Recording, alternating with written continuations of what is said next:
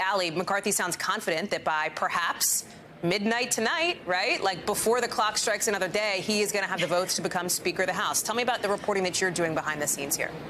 Well, Hallie, we'll see it when we see it. Clearly, they are operating on a timeline that is not McCarthy's own, but nevertheless, you're seeing optimism on an upward track. And this has frankly been happening throughout the week, but especially last night as McCarthy was leaving. You could tell he was as optimistic as he had ever been. And clearly, he had good reason to be. Our reporting from overnight into this morning held firm in terms of those numbers actually coming to fruition on the House floor. His negotiating team was able to get, the 10 to 15. Ultimately, we saw it was 15 people that they thought they would get with that negotiation on board. And this is what they always thought was going to happen. The fact that they would have a phase one that got them a really solid chunk of people that showed they were able to move the ball forward in a significant way.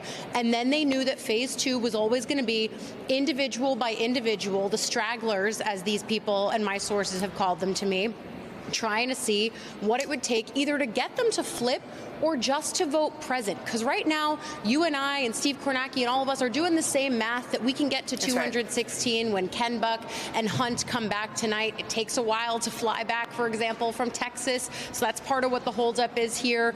But I think that everyone knows that 216 is the number that's in the can already. The question is, do you get enough that people can vote present that the magic number slides down?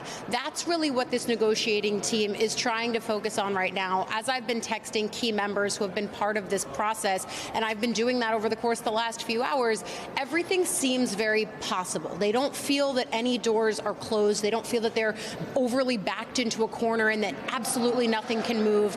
They know that Gaetz has always been sort of the chaos agent in this process. They were never really trying to get Matt Gaetz. The same goes for Bob Good. But in the same way that Brendan is doing his unofficial whip count, that's what I'm doing too. That's what all of my sources who I'm texting are doing as well, trying to figure out where the pressure points are, where the levers are that they can pull that just get them where they're trying to go. I said this last night, they will take yes for an answer. And when they get it, they want to get it on the floor. And it sounds like likely, if nothing changes here, and I know that that's a huge caveat to make given what we've all just gone through, but if nothing changes here and this framework agreement holds, then it does sound like when they come back from this adjournment around 10 o'clock tonight, that McCarthy should have the votes for Speaker by then. This buys them the time that they need to do this final straggler negotiating and hopefully get to where they need to go.